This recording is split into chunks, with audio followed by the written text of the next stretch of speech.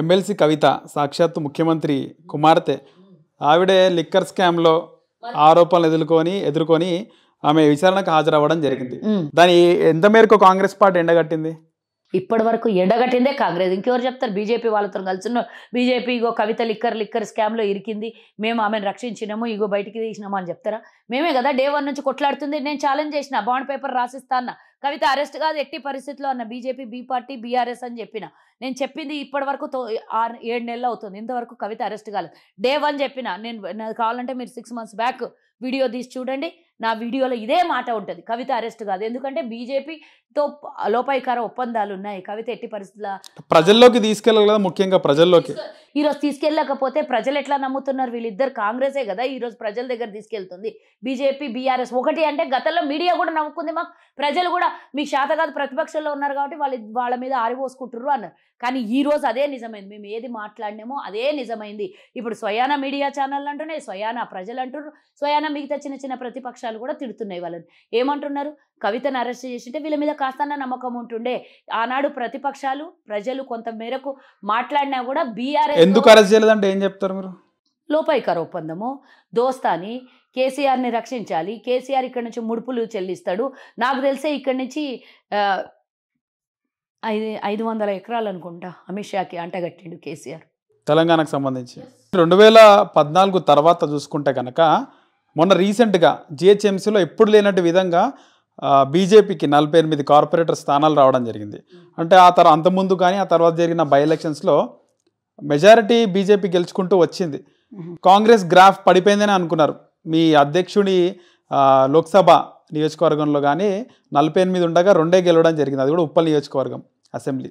అయితే దీనికి సంబంధించి కాంగ్రెస్ పార్టీ 3 అది ఆ తర్వాత బై ఎలక్షన్లో బండ్లగూడన సంథింగ్ అది బై ఎలక్షన్ జరిగిన తర్వాత సో కాంగ్రెస్ పార్టీ పని అయిపోయింది అనుకున్నారు. కానీ అనూహ్యంగా ఇప్పుడు కాంగ్రెస్ పార్టీ మళ్ళీ టాప్ పైకి వచ్చింది, బీజేపీ కిందికి వెళ్ళిపోయింది. ఏం జరిగింది అసలుకి? కారణం ఏంటంటే టాప్ 1లో ఉన్నామని చెప్పి బీజేపీ కిందికి పోవడం కాదు, బీఆర్ఎస్ కన్నా టాప్లో కాంగ్రెస్ ఉంది. ఒకటే నేను ఇందాక చెప్పిన కదా, కాంగ్రెస్ పార్టీ నుంచి 12 మంది దొంగ ఎమ్మెల్యేలు వెళ్ళిపోయినారు. ఆ వెళ్ళిపోయిన తర్వాత అడ్వాంటేజ్ బీజేపీ బీఆర్ఎస్ ఏం తీసుకుందంటే, నేను కూడా ప్రచారం చేసిన ఇక్కడ జిహెచ్ఎంసీ ఎన్నికల్లో. నేను కూడా ఒక నియోజకవర్గంలో ఇన్ఛార్జ్గా ఉన్నా. నేను కూడా ప్రచారం చేస్తే అక్కడ ప్రజలు ఏం మాట్లాడినరు, వీళ్ళు ఏం ప్రచారం చేసిండ్రు అని అంటే, కాంగ్రెస్కి ఓటేస్తే బీఆర్ఎస్కి వేసినట్టే, కాంగ్రెస్లో కలిసి బీఆర్ఎస్లోకి వెళ్ళిపోతారు. ఇది ఒక్క ప్రచారం చేసుకున్నారు. వినండి, నేను మొత్తం చెప్పింది విన్నాక మీరు అది కరెక్టా తప్ప అని అంటే నేను కూడా ఒప్పుకుంటా, కాదని నేను అనట్లేదు. వెళ్ళిపోయినరు దుర్మార్గులు, దొంగలు, తిన్నింటి వాసాలు లెక్క పెట్టినరు, తల్లిపాలు దాగి రొమ్ము గుద్దినరు, ప్రజల నమ్మకాన్ని వమ్ము చేసిండ్రు. ఆ నియోజకవర్గంలో బీఆర్ఎస్ కాదని కాంగ్రెస్కి గెలిపేయడం ముఖ్య ఉద్దేశం, ప్రజల నమ్మకాన్ని పాడు చేశారు.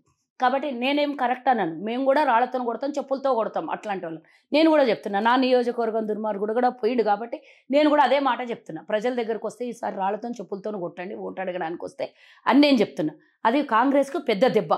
ఆ దెబ్బని వీళ్ళు అడ్వాంటేజ్గా తీసుకొని దాన్నే ఆయుధంగా వాడుకొని, మేము అధికారంలోకి వస్తే మాకు జిహెచ్ఎంసీ, మాకు మేయర్ పదవో లేకపోతే మేము అధికారంలోకి వస్తే ఏం చేస్తాము డెవలప్మెంట్ అని హైదరాబాద్ చెప్పుకోలేదు.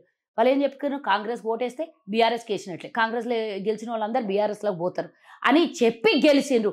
ప్రజలు ఏం ఆలోచించిండ్రు, టీఆర్ఎస్ మీద వ్యతిరేకత ఉంది, ఆల్టర్నేట్గా వ్యతిరేక ఓటు ఎవరికి వేయాలంటే కాంగ్రెస్ అమ్ముడు పోతుంది అనే మాట తీసుకు వెళ్ళిపోతారు, వేసినా కూడా పోతారు. కాబట్టి కాంగ్రెస్ ఓటు వేయద్దు. ఇక మిగిలింది నేను స్వయాన ప్రజలతో మాట్లాడు, మాకు బీజేపీ అంటే ఏమో కూడా తెలియదు. నా పిల్లల ఫ్రెండ్స్ కూడా ఎవరు కోటేసిన అంటే బీజేపీకి అన్నారు. ఎందుకు వేసినరా నాన్న మీరు అని అంటే, ఏమో మాకు తెలీదు అంటే, తెలీదు అనేవాళ్ళు లక్షల్లో ఉన్నారు.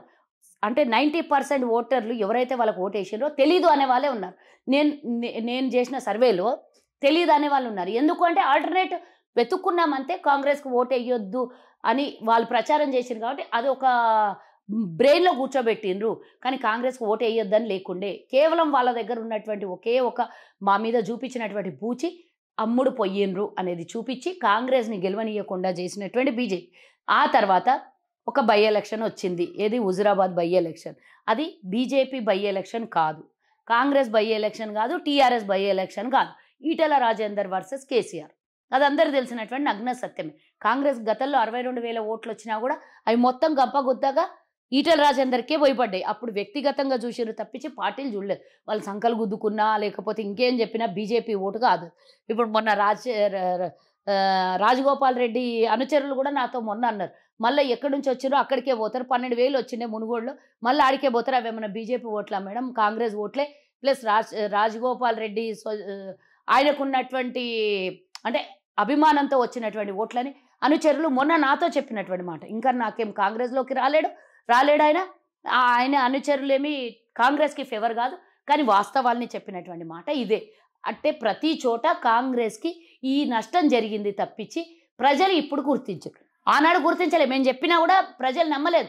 బీఆర్ఎస్ బీజేపీ ఒకటే అంటే మీరు గెలవశాతగాక వాళ్ళ మీద నెపమేస్తున్నారు అన్నారు. కానీ ఇప్పుడు స్వయాన అన్ని సమీకరణలు చూస్తుంటే బీజేపీ బీఆర్ఎస్ ఒకటే అనేది. ఎందుకు అని అంటే ఒకటి కవిత ఇష్యూవే కాదు, నడ్డా వస్తాడు ఏటీఎం కార్డ్ అయింది అంటాడు, కాళేశ్వరం ప్రాజెక్టు కేసీఆర్కి ఏటీఎం కార్డ్ అయింది అంటాడు, అమిత్ షా వస్తాడు, ఒక హోంశాఖ మంత్రి అంటే కేంద్ర హోంశాఖ మంత్రి కూడా వచ్చి ఏటీఎం కార్డ్ అయింది అంటాడు.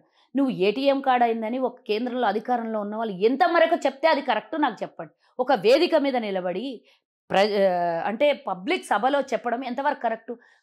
లాస్ట్కి నిన్న మోదీ వచ్చిపోయి కూడా వరంగల్కి వచ్చి వీళ్ళు చేస్తున్న అవినీతి మొత్తం చిట్టా నా దగ్గర ఉన్నది అని అంటే అసలు దీన్ని ఏ రూపంలో మాట్లాడాలి?